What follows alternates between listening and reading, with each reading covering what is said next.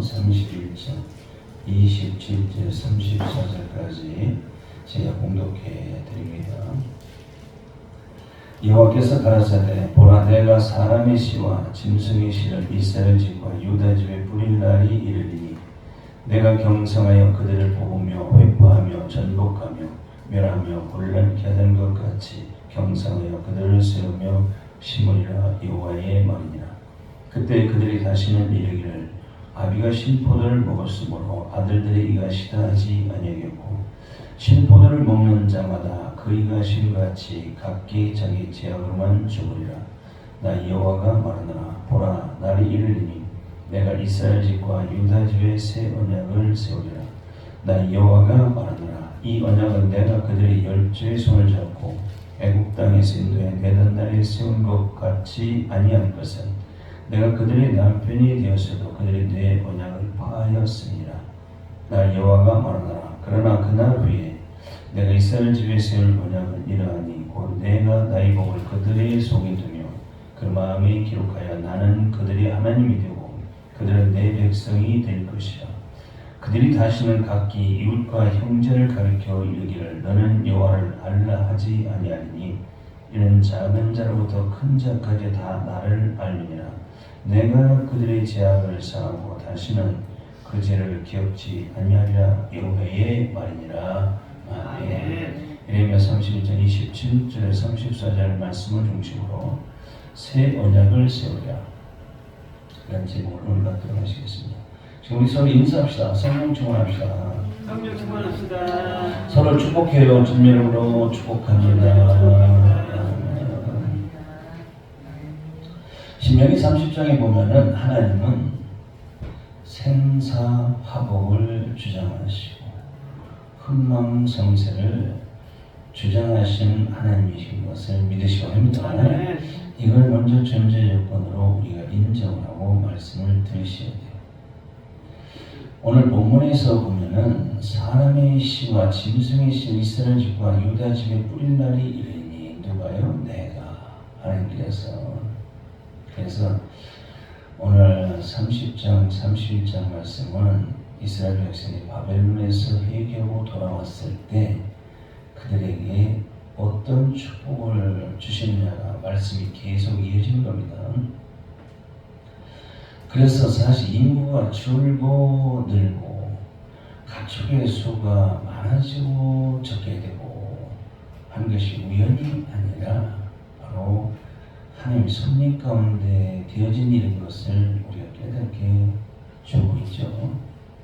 그래서 아무리 지금 우리나라도 인구가 점점 줄어가지고 출산 장려 정책을 한다든지 수십 종을 쓰고 가면서 그리고 결혼도 기피하고 있는데 이런 문제를 해결하려고 굉장히 인위적으로 노력하는데 그게 어디 됩니까?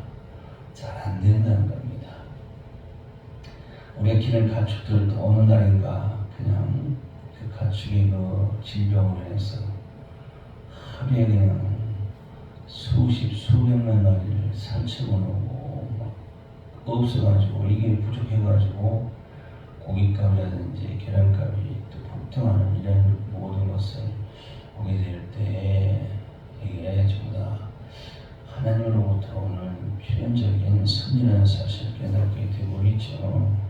그래서 하나님은 씨를 뿌리는 농부를 이렇게 비유하고 있는데 마태복음 13장에서 예수님이 씨 뿌리는 비유를 통해서 씨를 뿌리면은 농부가 100배, 60배, 30배 열매를 맺는다고 하신 말씀은 굉장히 많이 번성케 되는 의미하고 있죠. 이스라엘 백성들에게 하나님은 인구가 확 줄게 만드신 적이 있죠. 그게 바로 BC 186년에 바벨론에 의해서 망하게 됩니다. 그래서 27절 말씀은 인구수가 늘어나고 줄게 되는 것도 하나님의 섭리 가운데 있다는 것이고 28절 말씀은 한 나라를 이렇게 망하게도 하시고 또 흥하게도 하시는 하나님이신 것을 가르쳐주는 말씀이죠. 그래서 BC 580년에 바벨론에서 하나님은 그 나라를 멸망시키는데 표현이 28절에 참 기가 막힙니다. 하나님은 그들을 뽑았다고 되어 있어요. 한 민족 한 나라를 한 그루의 나무를 뽑아서 다른 곳에 옮기시듯이 이스라엘 백성들을 뽑아서 어디로 옮겨버렸어요? 바벨론으로 옮겨버리셨죠. 포로 잡혀게 만드셨죠. 그리고 회파하며 그냥 어설픈 호르만 담장을 헐어보듯이 예루살렘을 견고했던 예루살렘 성을 그렇게 무너뜨리시고 그냥 아이들이 장난감차를 뒤엎어보듯이 전부 나라를 그냥 뒤엎어버리시고 악인들을 아낌없이 멸하시듯이 이스라엘 백성들을 그렇게 멸하게 만드시고 모든 것이 곤란하게 불통하게 하셨던 하나님이신 것을 가르쳐주고 있죠. 그렇게 하신다는 것이죠. 누가 그렇게 했냐? 내가라는 말이 중요합니다. 내가와 주인데 하나님 앞에서는 하나님만이 쓰실 수 있는 주어 단어가 내가라고 해서 사람은 하나님 앞에서 내가라는 말을 하면 안 된다고 그러죠. 우리끼리는 내가 할 수 있는데 하나님 앞에서는 내가라는 말을 쓰면 안 돼요. 나를 부인해야 됩니다. 그래서 하나님만 쓰시는 말씀인데 그래서 이렇게 인구수가 확 줄고 전쟁이 나서 가축들이 다 죽고 다 잡아가고 해서 그렇게 바벨론 망에서 가나안 땅 이스라엘 땅이 완전히 사람도 없고 가축도 없는 버려진 땅 황폐한 땅이 되었는데 하나님께서 그들을 다시 회개시켜서 돌아오게 하신 다음에는 다시 또 은혜를 베풀어 주셔서 사람도 많고 가축도 많게 되는 그런 번성케 하시는 하나님이라는 사실을 오늘 본문에서 우리에게 가르쳐 오셨는데 왜 그렇게 하시느냐? 경성케라는 말이 나옵니다. 경성이라는 말은 경계할 경자 깨어날 성입니다. 그래서 술 깰 성이라고 한번 들으면 재미죠. 술 취한 사람이 정신없이 자고 있는데 그냥 정신없이 자고 있는 사람을 깨워주는 일을 경사 그대로 놔두면 술 깬 사람 그대로 내버려두면 추운 겨울에 오래 죽죠. 그래서 이 말씀은 하나님 이스라엘 백성들을 깨우치게 하기 위해서 그렇게 하셨다는 사실을 오늘 본문에서 우리에게 가르쳐 주고 있습니다. 그러니까 그런 일이 생긴 것은 내가 했다 하심으로 우연히 그렇게 생긴 것이 아니라 하나님께로부터 오는 필연적인 사건인 것을 알게 해 주시죠. 그래서 이스라엘 백성들에게 그렇게 하신 것은 하나님께서 그들을 깨우치기 위한 그런 경성이었다는 사실, 징계였다는 사실을 가르쳐주고 있죠. 조금 전에 대표가 말씀하셨듯이 이 지구상에는 계속 사람들을 두렵게 하고 슬픈 소식이 계속 전해지고 들려주고 있습니다. 그 중에 하나 러시아 전쟁으로 1년이 되었죠. 그런데 2월 6일에 그들에게 2월 6일인데 우리는 좀 늦으니까 2월 7일에 소식을 들었는데 바로 터키라고 하는 튀르키예와 시리아 7.8도 강진이죠. 이 강진으로 어제까지 44,000명이 죽고 다친 사람이 일어날 수도 없고 그래서 집이 26만 채가 파괴됐다. 아직 진행형이에요. 지금 무너진 자리 속에서 계속 지금 구해낸다기보다도 죽은 사람들을 다 이렇게 지금 건져내야 되는데 앞으로 얼마만큼 더 사망자가 생길지는 그건 잘 몰라요. 어마어마한 숫자라고 그러죠. 이렇게 아주 나라가 초토하게 됐는데 이 튀르키예라는 나라, 터키라는 나라는 이번뿐만이 아니에요. 역사적으로 보면은 이 지진이 자주 있어서 큰 지진이. 그래서 기독교 2000년 역사 중에서도 거기 저도 가봤지만 가보신 분들은 알지만 기독교 2000년 역사의 그 사도 바울이 전에서 교회가 시작되고 소아시아 일곱 교회가 있던 그곳인데 가보면은 다 무너지고 흔적도 없고 그냥 벽만 기둥만 남아있는 그런 모습들을 볼 때에 그동안에 얼마만큼 큰 지진이 있었다는 사실을 그것을 통해서 증명해 주고 있죠. 사람들은 가장 듣기 싫어하는 날, 그리고 말하기 어렵고, 그리고 말하면 비난이 쏟아지는 날 중에 하나가 우리 그리스도인들이 저렇게 무서운 재앙이 자연재앙이라는 것인데, 이런 것은 우연이 아니라 하나님께로부터 내린 필연적인 재앙의 경고라고 이렇게 말하는 사람들이 싫어합니다. 듣기 싫어요. 그래서 그렇게 말하기도 싫어하고, 또 그런 말을 하면 굉장히 비난의 화살이 쏟아지게 되는 말이 하나님께로부터 오는 재앙이다. 그건 우리에게 주신 경고다. 이렇게 말하면 사람들이 싫어하는데, 싫어해도 어쩔 수가 없어요. 우리 믿음의 눈으로 말씀을 통해 보면 틀림없이 그것은 하나님께로부터 오는 재앙이라는 것을 깨닫게 되는데, 왜 그런 일을 하나님께 계속 내리게 하시냐면은 고린도전서 10장 14절에 보면 저에게 당한 이런 일이 우리에게 거울이 되고 말세를 만난 우리에게 경계로 기록되느니라 하신 말씀과 똑같아요. 분명히 하나님께로부터 오는 사실인데, 나머지 사람들, 당하지 않은 많은 사람들이 그걸 거울로 보여주고 경선, 깨우치게 하기 위해서 주신다는 사실도 깨닫게 되죠. 그렇게 하나님은 지나가는 날에 예루살렘이 다 불타고 무너지고 죽고 망하게 하셨던 하나님께서는 그들이 깨우쳐서 회개하고 돌아오니까 28절 말씀처럼 그들을 세우며 심으리라 다시 회복을 시켜 원상태로 회복을 시켜주시는 하나님이신 것을 우리에게 가르쳐주고 있죠. 그래서 호세아 선지자가 이것을 잘 알아서 호세아서 6장 1절에 보면 오라 우리가 여호와께로 돌아가자. 여호와께서 찌셨으나 도로 낫게 해줄 것이고 여호와께서 치셨으나 싸매 주실 것입니다 해서 돌아오라. 그런 일을 당했을 때 회개하고 함께로 돌아오라는 말씀을 주신 일도 거기에 있는 것이죠. 이와 같이 하나님은 죄로 인해서 망하기도 하시지만은 다시 회개케 해서 회복시켜 주시는 축복을 주시는 하나님이신 것을 믿으시기 바랍니다. 그런 고난 중에서도 하나님은 합력하여 선을 이루시기 때문에 우리는 그 하나님을 믿게 되는 것이죠. 그래서 지금 지진으로 엄청난 재난을 당한 그곳에 많이 가진 자들은 좀 물질로 도와주셔야 돼요. 이 시대에 연봉이 뭐 수백억, 수십억, 이건 뭐 상상할 수도 없이 엄청난 물질을 버는 사람들은 좀 쓰세요. 그런데 좀 쓰시라고. 그렇잖아요. 우리 서민들이야 먹고 살기가 바쁜데 정말 힘들죠. 우리는 뭐 만 이만은 뭐 내봤잖아. 그거는 뭐 사람들이 알아주지도 않고 그러는데, 근데 우리가 그게 꼭 줘야 되는 일이 있어요. 지난날 이 바울 시대에 사도행전을 보면은 그 지금 일어나는 이 시리아, 그걸 수리아라고 합니다. 거기 안디옥 교회가 있었죠.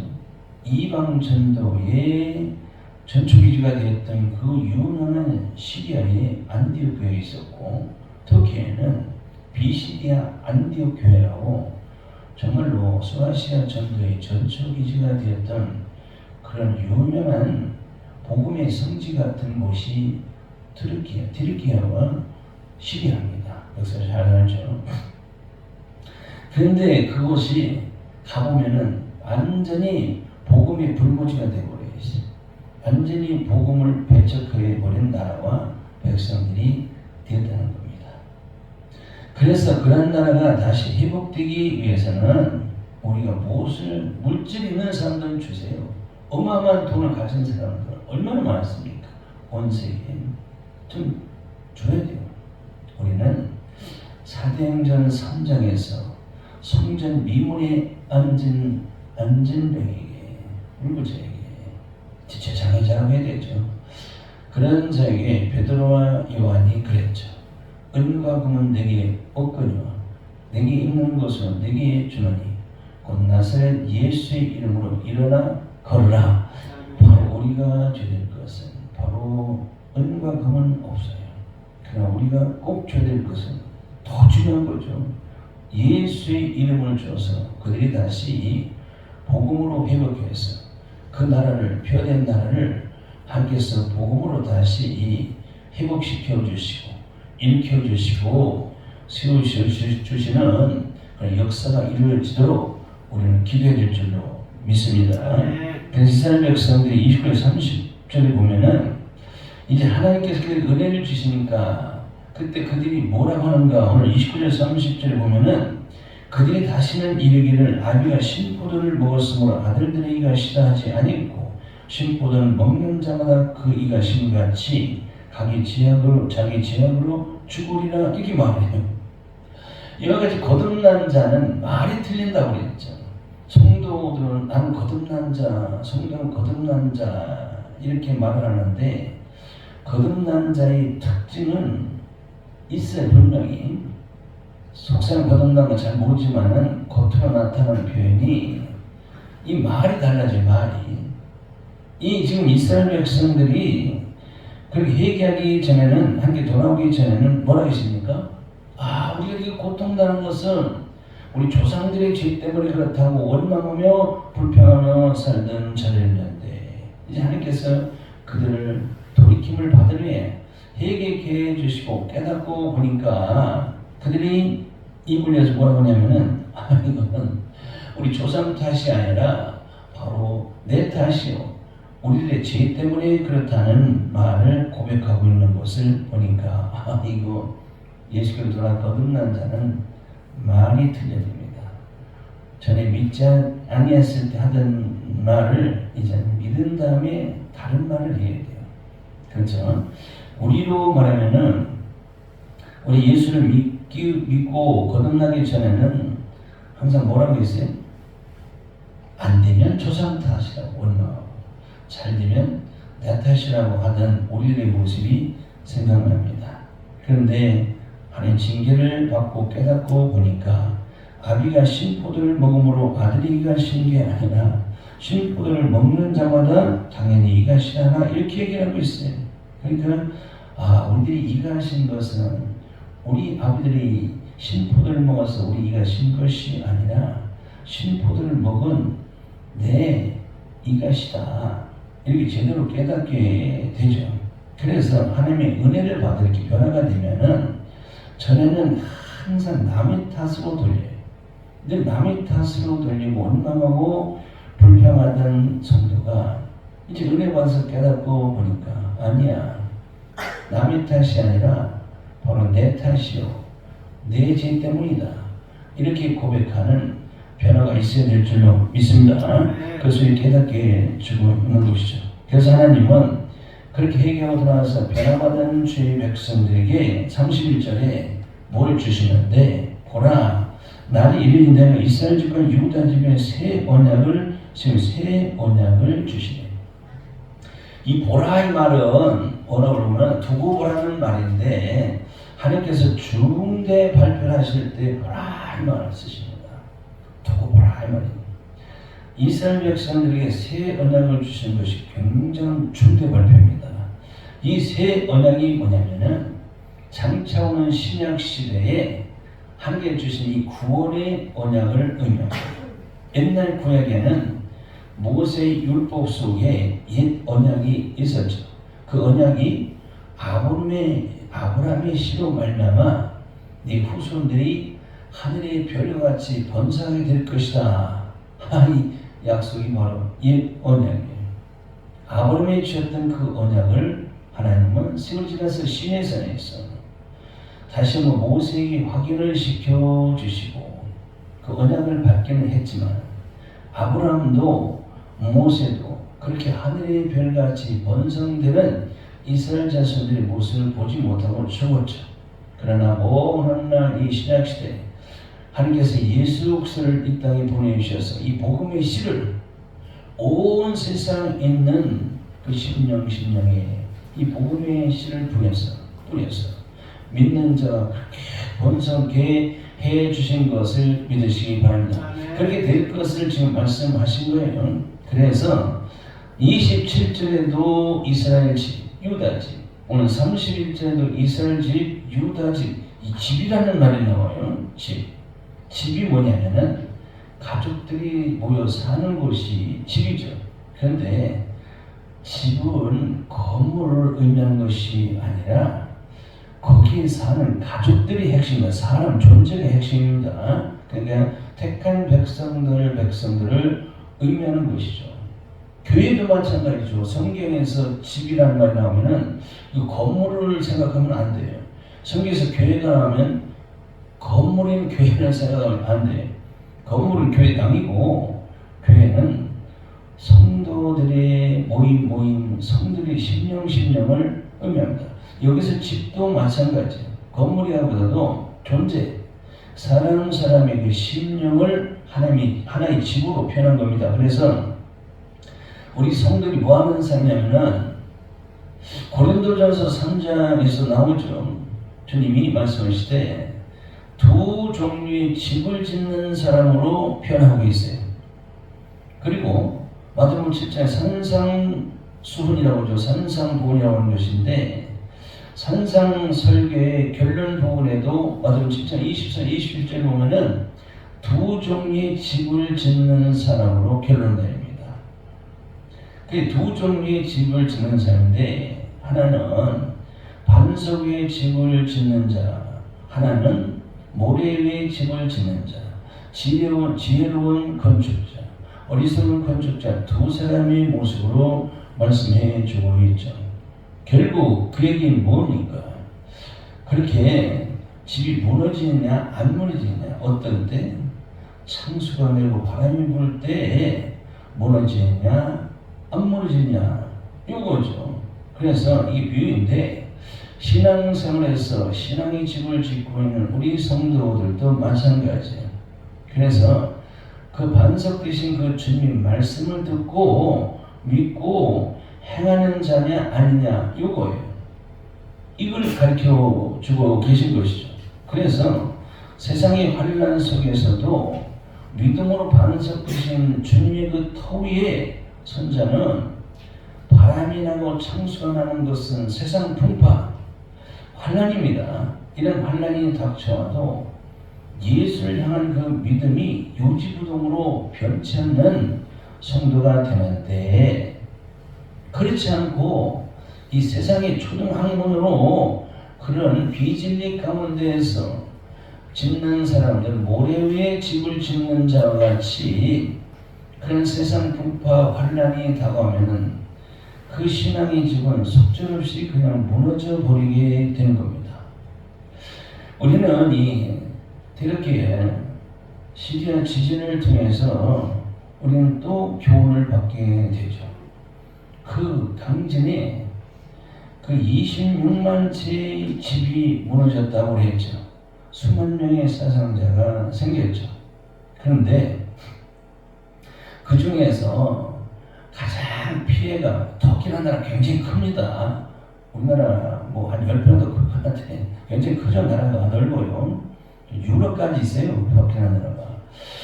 보스로 해를 건너서 유럽 초입에 그리스에 붙어있는 터키 나라도 있는 거 아시지 않습니까? 굉장히 넓은데, 근데 가장 이번에 피해가 컸던 하타이주라고 있어요. 그 여러 개 도시가 있는데 굉장히 피해가 컸죠. 그 안에 안티오키라는 그 도시도 이번에 굉장히 피해가 많았던 곳이죠. 근데 그 에르진이라는 그 시는 한 4만 명이 거주하는 도시인데, 나보시도 알죠? 뉴스 보셔서 거기는 집 한 채도 무너지지 않았어요. 한 명도 사상자가 없는 놀라운 기적 같은 일이 일어났다는 것이죠. 어떻게? 똑같이 집이 일어났는데 다른 곳에는 어마어마하게 피해를 봤는데 그 에르진이라는 시는 하나도 피해가 없다는 거예요. 어떻게 그런 일이 일어났을까? 가르쳐줬죠. 지진에 대비해서 집을 지을 때 그 건축 행정의 원칙을 지켰다는 겁니다. 그 시장이 비난을 받더라도 지진에 취약한 이 불법 건축을 절대로 용납하지 않았다는 사실이 밝혀졌죠. 이게 중요합니다. 우리 분명히 신앙의 집을 짓는 자라고 했죠. 세상 풍파에 시달리는 자 우리들이죠. 근데 우리 신앙의 집도 마찬가지예요. 우리 신앙의 집을 질 때 설계도가 있어야 돼요. 그게 뭐냐면은 말씀이었어요. 집을 질 때 설계도가 반드시 있어야 돼요. 설계도에 의해서 확실하게 지어야 돼요. 우리 신앙의 집이 마찬가지예요. 이 설계도의 말씀이 입각해서 지어야 돼요. 불법을 행하면 안 돼요. 불법을 행한다는 것은 말씀을 떠나는 사람이 불법을 행하는 것이죠. 그래서 말씀 신앙으로 행함이 있는 그 신앙이 될 때는 우리는 어떤 풍파와 환난이 다가와도 그 믿음에는 견고하게 될 줄로 믿습니다. 그런 교훈을 우리에게 주시는 것이죠. 그래서 오늘 본문에서 32 언약은 하셨습니다. 이 언약이 바로 예레미야를 통해서 주시는 새 언약인데 이 새 언약은 아브라함에게 주신 언약과 신에서 모세에게 주신 언약과는 다르다는 겁니다. 옛 언약은 우리가 잘 알듯이 이스라엘 백성들 옛 조상들이 출애굽에서 노예로 살던 이스라엘 백성들을 때가 되니까 하나님께서 애굽에서 그들을 빼내가시고 출애굽이죠. 그래서 그들을 인도해서 시내산 밑에까지 오게 되었죠. 모세가 인도해서 석 달 만에 애굽에서 떠난 지 석 달 만에 시내산에 도착해서 거기서 11달을 머물 때 하나님께서 모세에게 이 십계명과 율례와 규례, 이 언어입니다. 이것을 주셨죠. 그래서 그때 첫 번째 받은 십계명 두 돌판이 깨지게 돼요. 왜냐면 모세가 밑에 내려보니까 모세를 기다리다 못해 모세가 죽었나 보다 해가지고 아론을 협박해서 금을 모아가지고 뭘 만들었습니까? 금송아지를 만들어 금송아지를 숭배하는 그 사건 때문에 그때 모세가 십계명 두 돌판을 산안에 던져 깨뜨려 버리죠. 그것을 끝날 뻔했어요. 이스라엘 백성 그것을 끝날 뻔했어요. 그런데 모세의 중보기도에서 미워도 다시 한번 그러지 않습니까? 하나님께서 미워도 다시 한번 두 번째 십계명 두 돌판을 주신 것이 굉장히 큰 의미가 있습니다. 이스라엘 백성들도 그랬어요. 하나님께 주신 언약을 어겼어요. 에레미야 11장 10절에 보면 내가 그 열조와 맺은 언약을 화해토다 하셨어요. 그런데도 오늘 33절에 보니까 그러나 그날 후에 되지 않습니까? 내가 이스라엘 집에 세울 언약을 이러하니 해서 미워도 다시 한번 주신 언약이 바로 새 언약입니다. 그날 후가 언제를 얘기냐면은 바로 모든 날 우리에게는 신약시대 이후에 그런 얘기 이스라엘 집에 세울 언약이 이러하니 이런 일은 바로 다시 주신 언약 새 언약이라는 말인데 그러니까 이 언약은 누구든지 믿는 자들은 다 천국의 반열에 세워주신다는 언약이죠. 바로 구원의 언약이에요. 이 구원은 값없이 공짜로 선물로 주시는 은혜의 선물이라는 것을 우리에게 가르쳐 주고 있죠. 그런데 조건부가 있어요. 장치 없이 예수를 믿어라. 믿어야 그리고 믿음으로 행함이 있어야 그 구원은 값없이 공짜로 주는 선물인 것을 우리에게 가르쳐 주고 있죠. 그래서 이 예수를 믿으면은 이면적인 유대인이 아니라 할례를 받아야 유대인이 아니라 이 할례 때문에 사도 바울이 이방 전도를 갔을 때 굉장히 핍박을 받았죠. 이 모세 율법을 저 사람이 파하는 것이구나 해가지고 공격을 받았는데 눈에 보는 육체의 할례로 구원을 받는 것이 아니라 예수를 믿어라. 그래서 마음의 할례를 받아서 구원을 받으면 누구든지 아브라함의 자손이 될 것이라는 말을 우리 가르쳐 주신 내용이 바로 새 언약이 되는 겁니다. 근데 이 새 언약을 어디에 두시나 33절에 보니까 곧 내가 나의 복을 그들의 속에 두며 그 마음에 기록하여 하시는데 그 구약 시대는 이 돌판을 새겨가지고 어디에 두게 하셨어요? 법궤 안에 두셨죠.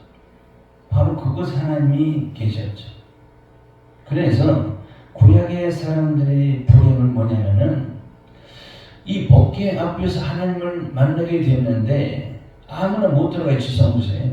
대제사장만이 1년에 7월 10일 날 하루 하나님을 만나게 될 뿐이고 그 외에는 일반 백성들은 만나지도 못하게 되었던 것이 그들의 불행이었죠. 그러니까 이 새 언약은 어디에 기록되어 있냐?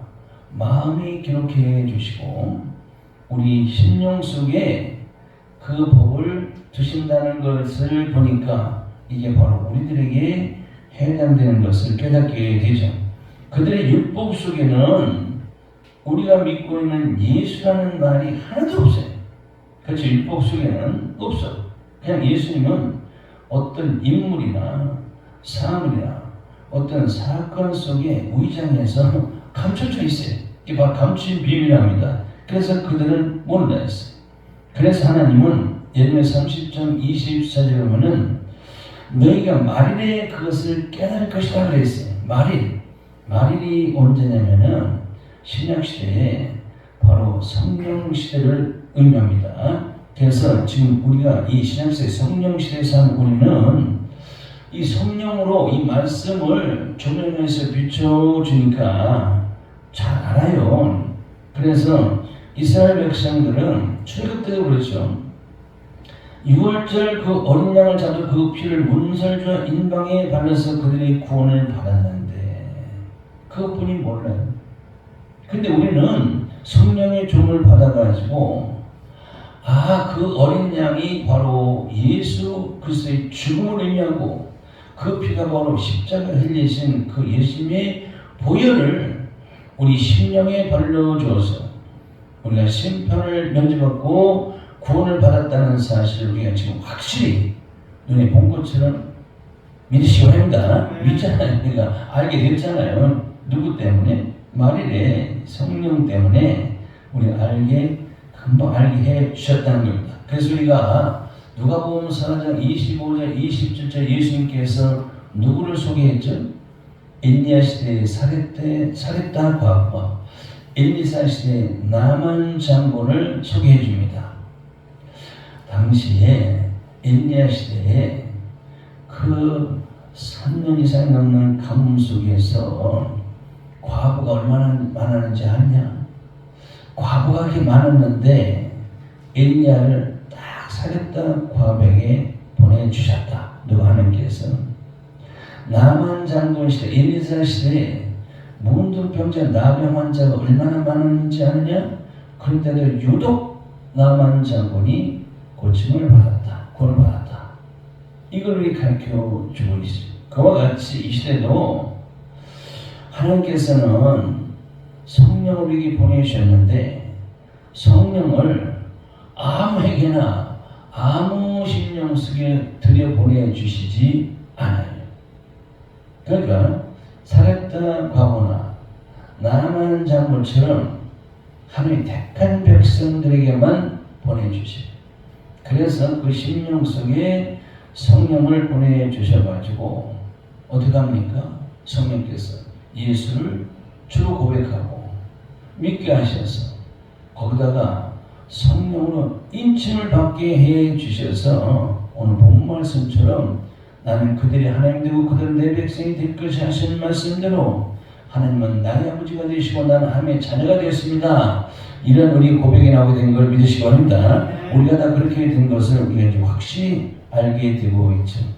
그래서 이렇게 새 언약을 받고 거듭난 자는 오늘 34절 보니까 뭐라고 하냐?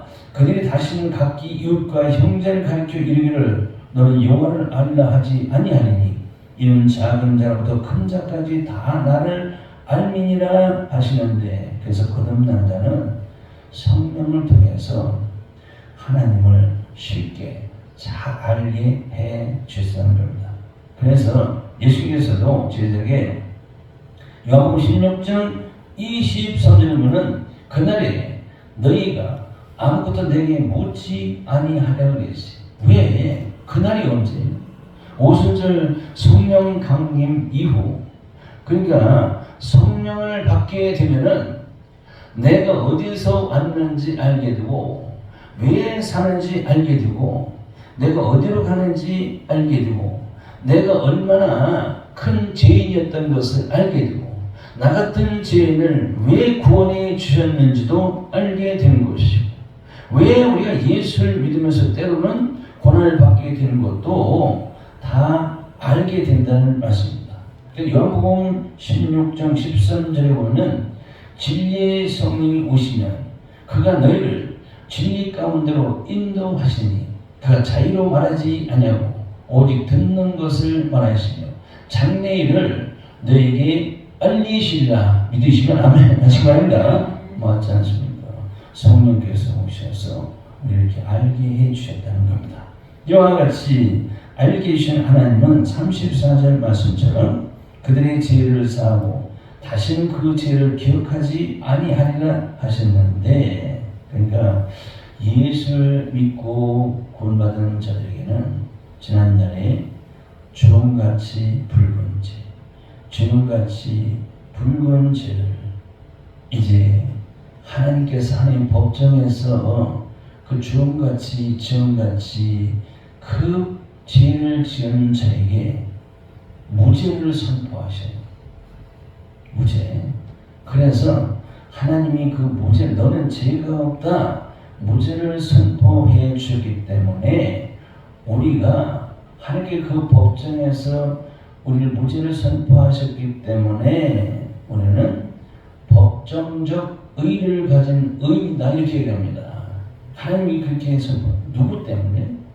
예수 그리스도의 십자가 보혈 때문에 우리를 죄가 없다 바로 의인으로 선포하시는 것을 믿으시기 바랍니다. 이와 같이 예수 그리스도의 십자가 보혈이 그 어마어마한 그 위대함을 가지고 있다는 사실을 우리가 믿어야 될 줄로 믿습니다. 이제 말씀을 맺어요.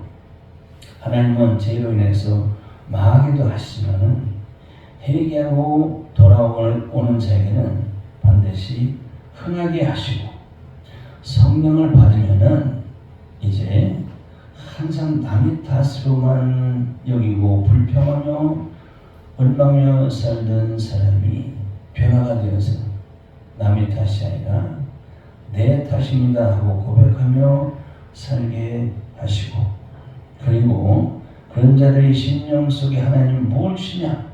영원토록 변함없는 구원의 새 언약을 새기게 해주신 그 하나님을 잘 알게 하시고, 그래서 깨달아서 진정으로 회개한 자는 다시는 그 죄를 기억지도 아니하시는 참으로 좋으신 하나님을 믿는 성도가 되시기 바랍니다.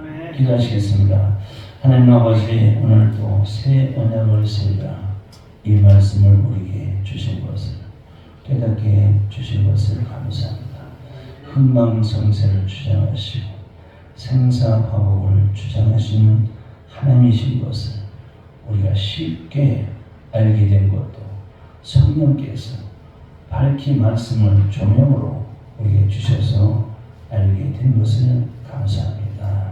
하나님 아버지, 이제는 성령을 받은 자가 되었사오니 이제 우리 성도에 항상 흥하게 해요 주시고 남의 탓으로 돌리면서 원망하지 말게 도와주시고, 그래서 하나님 구원의 새 역사, 새 언약을 내 심령 속에 새겨 주셨사오니 늘 하나님께 감사하는 그런 성도, 변함없는 믿음으로 승리하는 성도가 되게 하여 주옵소서. 예수 이름으로 기도합니다. 아멘.